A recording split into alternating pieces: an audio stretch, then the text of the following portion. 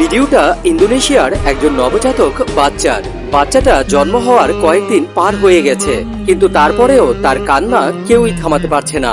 তখন ওই ছোট্ট শিশুটির মা বাবা একজন আলেম সাহেবকে ডেকে আনলেন। মা বাবা আলেম সাহেবকে বললেন, এই বাচ্চাটা জন্ম হওয়ার পর থেকেই শুধু কান্না করছে, কোনো কিছুতেই তার কান্না থামাতে পারছি না। কত ডাক্তার দেখিয়েছি, কিন্তু কোনোই কাজ হচ্ছে না। তখন ইমাম সাহেব বাচ্চাটার কানে আজান দিলেন।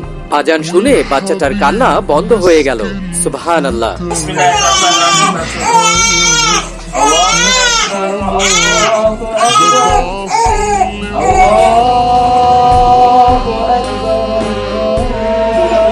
এটা হলো আজানের বরকত, কারণ ছোট বাচ্চাদের আশেপাশে শয়তান ঘোরাফেরা করে, যার কারণে আমাদের বাচ্চারা অতি সহজেই কান্না করে।